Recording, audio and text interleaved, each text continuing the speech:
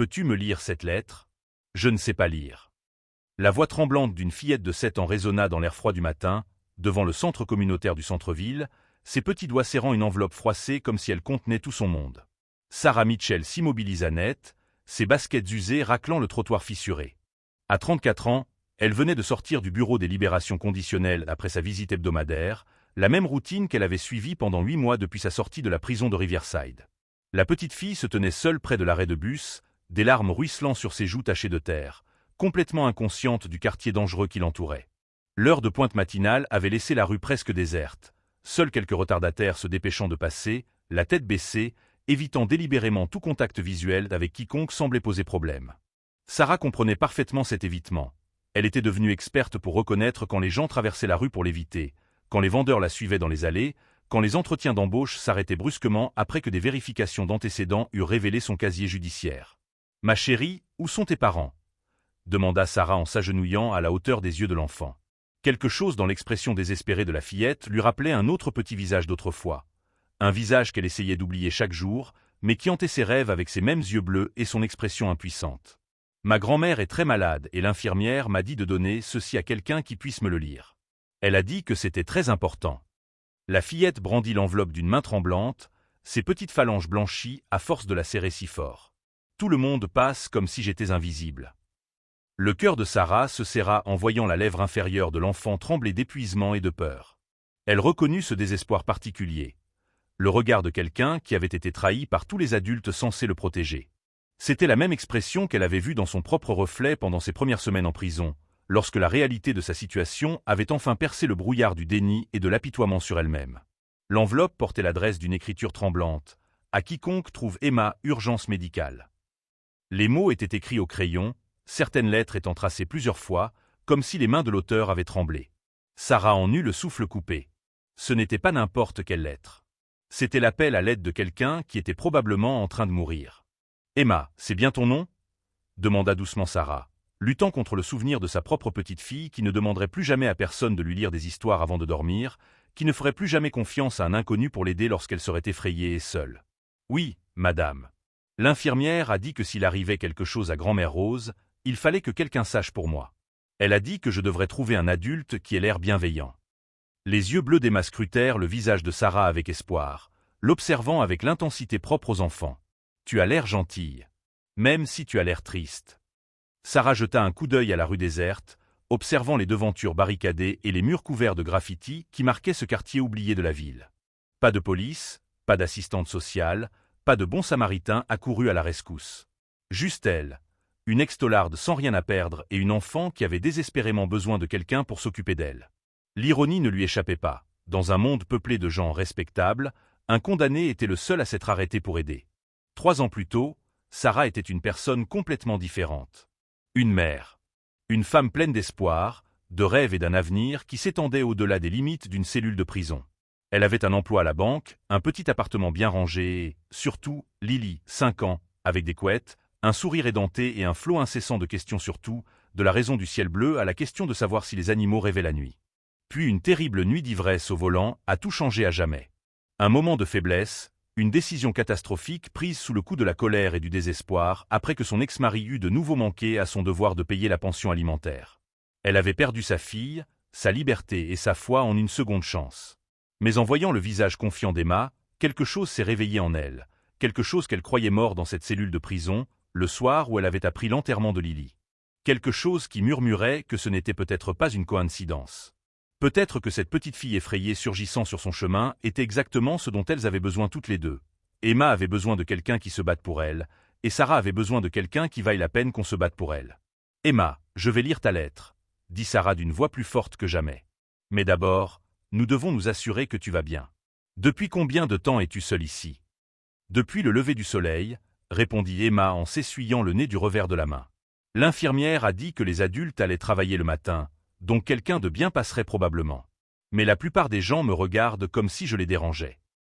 Alors que Sarah ouvrait soigneusement l'enveloppe, les doigts tremblants, elle ignorait que les mots qu'elle contenait allaient non seulement sauver la vie d'Emma, mais aussi transformer la sienne d'une manière qu'elle n'aurait jamais imaginée.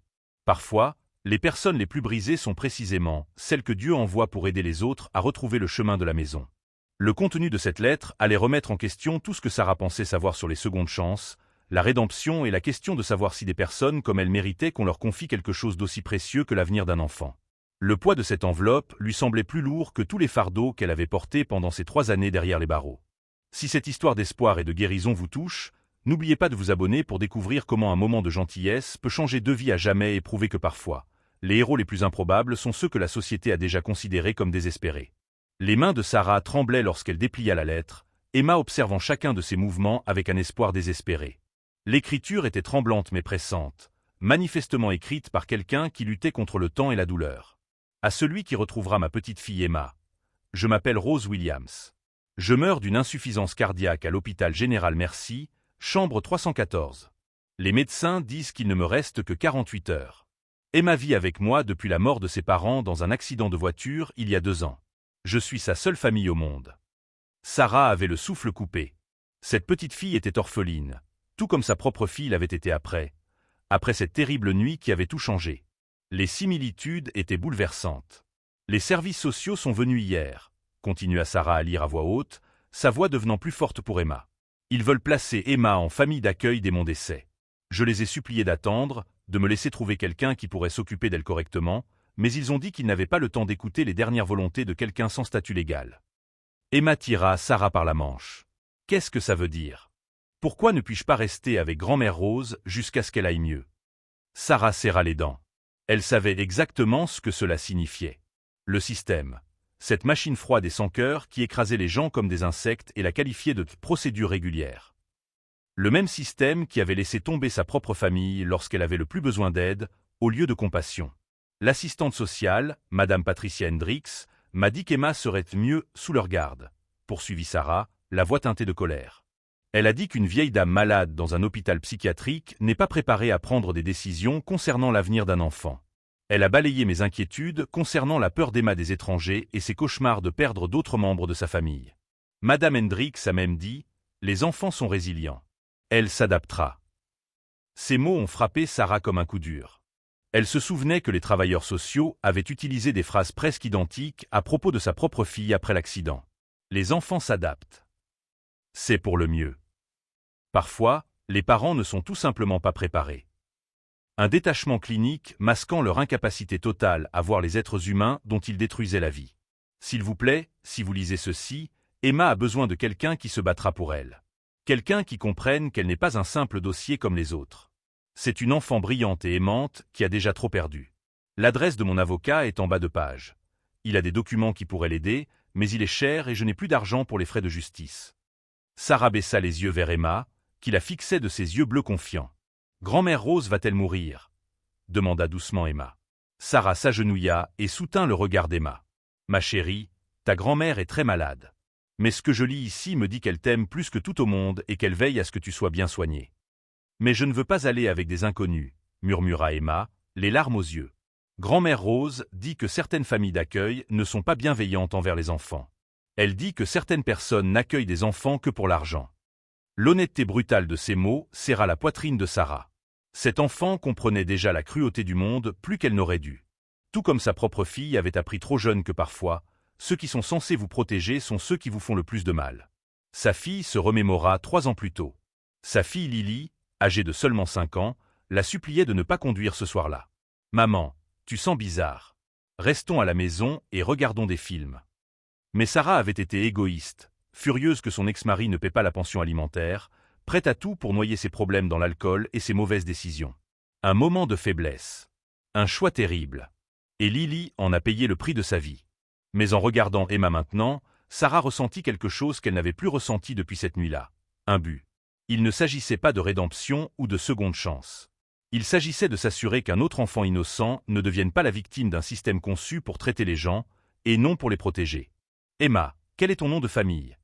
demanda Sarah en pliant soigneusement la lettre. « Williams, comme grand-mère Rose.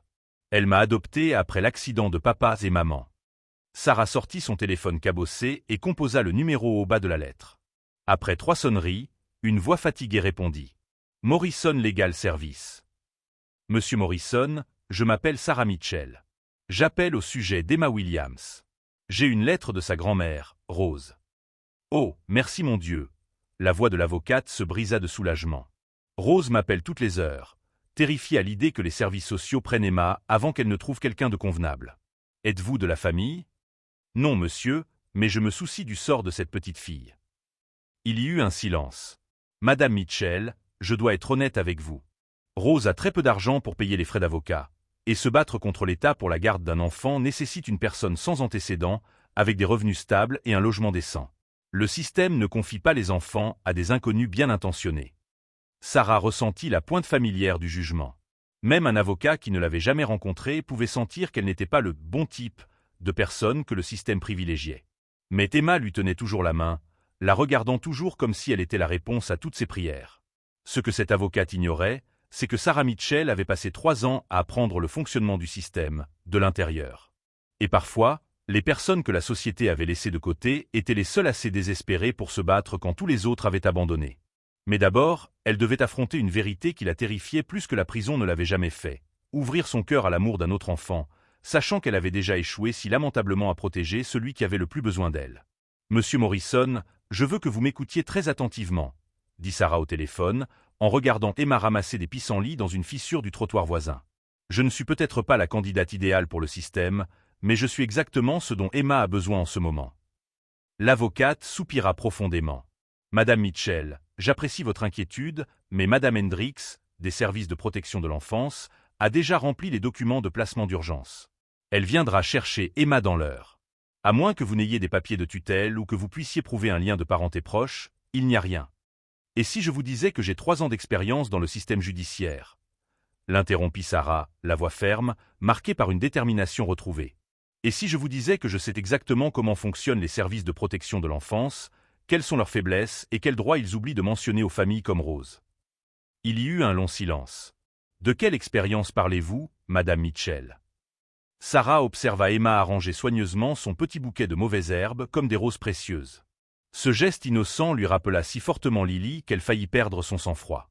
Mais Emma méritait quelqu'un prêt à se battre avec acharnement lorsque le système refusait de jouer franc jeu.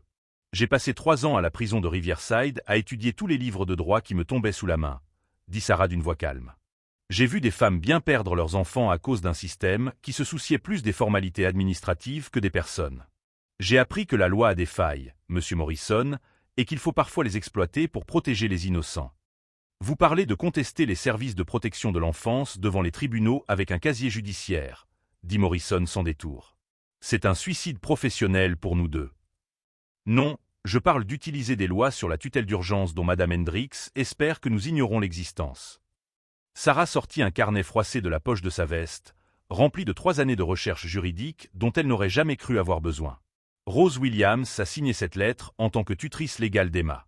En vertu de l'article 43.2.15 du Code de l'État, elle avait le droit de désigner une tutelle temporaire d'urgence à tout adulte responsable en cas d'incapacité. Morrison resta silencieuse pendant quelques secondes. C'est tout à fait exact. Mais il vous faudrait quand même prouver que vous êtes un tuteur qualifié, et vu votre parcours. Mon parcours comprend un comportement irréprochable pendant 3 ans, une thérapie pour addiction suivie et un emploi stable depuis ma sortie. La voix de Sarah s'éleva. Plus important encore, mon parcours comprend la compréhension de ce que l'on ressent lorsqu'on perd un enfant dans une tragédie évitable. Emma ne sera pas une statistique de plus sous ma surveillance. De l'autre côté de la rue, une berline noire s'arrêta devant l'entrée de l'hôpital. À travers les vitres teintées, Sarah aperçut une femme à l'air sévère, en tailleur, qui consultait son presse-papier avec l'efficacité froide de quelqu'un qui avait déjà fait ça des centaines de fois. Madame Patricia Hendricks était arrivée en avance. « Monsieur Morrison, nous n'avons plus de temps. Êtes-vous prêt à m'aider à sauver cette petite fille, ou dois-je me battre seul contre le système? Retrouvez-moi à mon bureau dans 30 minutes, dit rapidement Morrison. Et Madame Mitchell, apportez tous les documents que vous avez mentionnés. Nous allons entrer en guerre contre des gens qui pensent avoir toutes les cartes en main. » Sarah raccrocha et s'agenouilla au niveau d'Emma. « Ma chérie, il faut qu'on se mette en sécurité tout de suite. Peux-tu me faire confiance ?»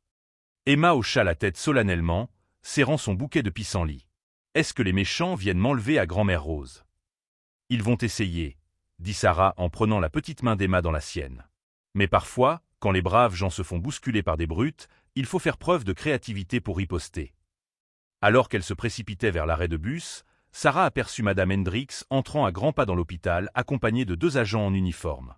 La femme avançait avec l'assurance arrogante de quelqu'un qui n'avait jamais été défié par les personnes indésirables dont elle contrôlait la vie. Mais Madame Hendricks était sur le point d'apprendre ce que 3 ans de prison avaient appris à Sarah. Sous-estimer quelqu'un qui n'a plus rien à perdre, c'est découvrir qu'il a tout pour gagner. Dans le bus qui la conduisait au bureau de Morrison, Sarah consulta une dernière fois son carnet. Chaque jurisprudence, chaque procédure bureaucratique, chaque droit constitutionnel qu'elle avait mémorisé durant ses longues nuits passées en cellule. Elle avait étudié le droit non pas pour se venger, mais pour se racheter. Maintenant, les deux allaient converger d'une manière inattendue. Emma s'endormit contre son épaule, serrant toujours ses pissenlits fanés comme s'ils étaient en or. À cet instant, Sarah fit une promesse silencieuse à Emma et à la mémoire de Lily. Cette fois, elle ne laisserait pas le système détruire la vie d'un enfant innocent. Ce que Madame Hendricks ignorait, c'est que son nouveau cas n'était pas juste celui d'une famille en deuil, sans ressources pour se défendre. Cette fois, elle avait affaire à une femme qui avait passé 3 ans à apprendre à retourner les règles du système contre elle-même et qui n'avait absolument plus rien à perdre. La vraie bataille allait commencer, et Sarah Mitchell n'était plus la femme brisée entrée en prison 3 ans plus tôt. Elle avait appris que parfois, les adversaires les plus dangereux sont ceux que la société a déjà considérés comme vaincus. Le cabinet exigu de Morrison se transforma en salle de guerre en quelques minutes. Sarah étala ses notes juridiques manuscrites sur son bureau, tandis qu'il sortait frénétiquement des dossiers et des recueils de lois des étagères poussiéreuses. Emma était assise tranquillement dans un coin, coloriant avec les crayons que Morrison lui avait donnés, complètement inconsciente que tout son avenir était en jeu. « Madame Hendricks vient d'appeler l'hôpital », dit Morrison en raccrochant. « Rose Williams est décédée il y a 20 minutes. » Sarah sentit son cœur s'arrêter. Emma leva les yeux de son cahier de coloriage, sentant le changement d'énergie dans la pièce. « Est-ce que grand-mère Rose dort pour toujours maintenant ?» demanda-t-elle doucement. Sarah s'agenouilla près d'Emma, retenant ses larmes. « Oui, ma chérie. Mais elle t'aimait beaucoup et elle s'est assurée que tu sois bien soignée. »« Ça change tout, » murmura Morrison. « Sans Rose en vie pour signer les papiers de tutelle, Hendricks peut obtenir la garde d'urgence immédiatement. Il nous reste environ 30 minutes avant qu'elle ne réalise que Rose est partie. » Mais Sarah était déjà en mouvement, ses 3 années d'études juridiques se cristallisant en une clarté parfaite. « Non, ça ne change rien. Ça renforce notre dossier. » Elle sortit une page spécifique de son carnet. Une tutelle temporaire d'urgence peut être accordée lorsqu'un tuteur désigné devient incapable. La lettre de Rose me désigne expressément comme la personne qu'elle a choisie pour s'occuper d'Emma. Morrison la fixa du regard. Cette lettre n'est pas un document juridique, Sarah. C'est juste le dernier souhait d'une grand-mère. Faux. La voix de Sarah exprimait l'assurance de quelqu'un qui avait passé d'innombrables nuits à mémoriser toutes les failles juridiques. En vertu de l'article 43.2.18 du Code de l'État, toute désignation écrite d'un tuteur légal exprimant clairement son intention de placer un enfant constitue une preuve prima facie des souhaits du tuteur. Rose a écrit cette lettre en sachant qu'elle était mourante. Elle a fait des recherches sur mon parcours, m'a choisi spécifiquement et a documenté son raisonnement. Morrison écarquilla les yeux en consultant rapidement le texte de loi. Mon Dieu, vous avez raison. Mais nous devons encore aller au tribunal avant que Hendricks ne dépose son ordonnance d'expulsion d'urgence. C'est déjà réglé, dit Sarah en sortant son téléphone. J'ai appelé la greffière de la juge Patricia Wu pendant que vous étiez au téléphone. Audience de tutelle d'urgence dans 45 minutes. 20 minutes plus tard, ils étaient assis dans le cabinet de la juge Wu lorsque Madame Hendricks fit irruption, le visage rouge de rage et d'incrédulité. Elle avait visiblement quitté l'hôpital en toute hâte après avoir découvert qu'Emma n'y était plus. « Votre honneur, c'est tout à fait inhabituel », rétorqua Hendricks en fusillant Sarah du regard. « Cette femme a un casier judiciaire. Elle est totalement inapte à la garde d'un enfant. Je demande le placement immédiat de la mineure sous tutelle de l'État. » La juge Wu, une femme d'une 60aine d'années austères, étudia les documents soumis par Morrison. « Madame Hendricks, je constate que Madame Mitchell a purgé toutes les conditions de sa libération conditionnelle, conserve un emploi stable et a suivi des programmes de soutien psychologique volontaire. Quelles sont vos inquiétudes concernant son aptitude? C'est une criminelle condamnée, votre honneur. Elle a tué un enfant en conduisant en état d'ivresse. » Ces mots firent l'effet d'un coup de poing dans la salle d'audience. Emma, assise à côté de Sarah, leva les yeux, confuse. Sarah sentit la honte familière l'envahir, mais cette fois, au lieu de la submerger, elle alimenta sa détermination. « Oui, c'est vrai, » dit Sarah en se levant. « Il y a 3 ans, j'ai pris la pire décision de ma vie. J'ai conduit en état d'ivresse et provoqué un accident qui a tué ma fille de 5 ans, Lily. Je suis allé en prison, et j'ai mérité chaque jour de cette peine. Madame Hendricks esquissa un sourire triomphant, s'attendant visiblement à ce que ses aveux mettent fin immédiatement à la procédure. Mais votre honneur, poursuivit Sarah d'une voix de plus en plus forte, cette tragédie m'a appris quelque chose que Madame Hendricks ne comprendra jamais. Je sais exactement ce que signifie laisser tomber un enfant qui dépendait de moi. Je connais le poids de cette responsabilité, car j'en subis les conséquences au quotidien depuis 3 ans. La juge Wu se pencha en avant, intriguée. Emma n'est pas un simple dossier pour moi. C'est une petite fille qui a déjà perdu ses parents et sa grand-mère. Elle a besoin de quelqu'un qui se battra pour elle, non pas parce que c'est son travail, mais parce qu'il comprend que la vie des enfants est sacrée. Quelqu'un qui a appris, au cours des pires expériences, que la protection d'un enfant est primordiale. Madame Hendricks se leva, furieuse. Votre honneur, cette femme essaie de manipuler ce tribunal avec des arguments émotionnels. L'État a des protocoles. L'État a des ratés, Madame Hendricks, l'interrompit sèchement la juge Wu. J'ai examiné le dossier d'Emma. Cet enfant a été placé en urgence à 4 reprises au cours des 6 derniers mois, pendant l'hospitalisation de sa grand-mère. À chaque fois, votre service a promis un placement temporaire qui a duré des semaines. Sarah observa l'expression confiante de Madame Hendricks se fissurer. De plus, poursuivit le juge Wu, Madame Mitchell a présenté des preuves convaincantes de sa désignation comme tutrice légale, ainsi que des références de moralité de son employeur, de son agent de probation et de son conseiller en toxicomanie. Madame Hendricks, quelle preuve avez-vous que Madame Mitchell représente actuellement un danger pour cet enfant? Madame Hendricks feuilleta ses papiers avec frénésie. Eh bien, son casier judiciaire parle de lui-même. Son casier judiciaire montre qu'une personne a assumé la responsabilité de ses actes, a purgé sa peine et a conservé un comportement exemplaire depuis sa libération, déclara fermement le juge Wu. Cela suggère une réadaptation et non un risque persistant. Le silence se fit, à l'exception du bruit d'Emma qui rougissait doucement à la table. Emma, dit doucement la juge Wu, pouvez-vous venir un instant? Emma s'approcha du bureau de la juge, ses crayons toujours serrés dans ses mains. Emma, vous sentez-vous en sécurité avec Madame Sarah? Emma hocha la tête solennellement. Elle m'a lu la lettre de grand-mère Rose alors que personne d'autre ne voulait l'aider. Elle a promis de prendre soin de moi. Et voulez-vous rester avec elle? Oui, madame. Elle a les yeux tristes comme les miens, mais elle est gentille. Et elle sait ce que l'on ressent quand des êtres chers s'en vont à jamais. La juge Wu regarda Madame Hendricks, dont le visage était devenu pâle en réalisant que son affaire de routine était devenue une perte dévastatrice. Une tutelle temporaire d'urgence est accordée à Sarah Mitchell pour une période de 6 mois, suivie d'une audience de tutelle permanente. Madame Hendricks, la gestion de cette affaire par votre service a été inadéquate et sera réexaminée. En quittant le palais de justice, Sarah portait Emma sur sa hanche tandis que la petite fille saluait Madame Hendricks par la fenêtre. Pour la première fois en 3 ans, Sarah ressentait quelque chose qu'elle avait oublié. La possibilité que des personnes brisées puissent parfois être exactement ce dont d'autres personnes brisées avaient besoin pour guérir. Madame Hendricks avait sous-estimé le pouvoir de quelqu'un qui avait déjà tout perdu une fois et refusait que cela se reproduise. Parfois, les protecteurs les plus acharnés sont ceux qui savent par expérience ce qui arrive quand la protection échoue. 6 mois plus tard, Sarah se tenait dans la cuisine de leur nouvel appartement, observant Emma disposer soigneusement des fleurs sauvages dans un bocal en verre, de la même manière qu'elle avait disposé ses pissenlits le jour de leur première rencontre. La lumière matinale filtrait à travers les fenêtres propres, illuminant une maison remplie de dessins d'enfants, de photos de famille et de cette chaleur que seules les personnes qui ont appris à ne pas tenir l'amour pour acquis peuvent ressentir. « Sarah, regarde ce que je t'ai fait », dit Emma en lui présentant une carte faite main, couverte de paillettes et de lettres de travers, sur laquelle était écrit « Meilleure maman du monde ».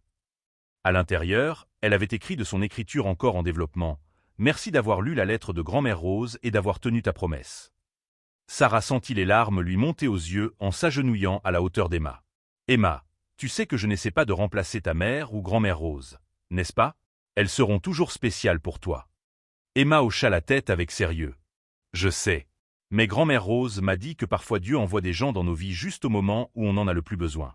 Elle disait que les personnes brisées qui se reconstruisent sont les plus fortes, car elles savent combien l'amour est précieux. » La sagesse de ces mots, prononcés par une fillette de 8 ans qui en savait plus sur la perte que la plupart des adultes, coupa le souffle à Sarah. Emma avait non seulement survécu à son traumatisme, mais elle était devenue une enfant compatissante et confiante, qui comprenait que la guérison était possible même après une perte dévastatrice. L'audience de tutelle permanente avait été une formalité.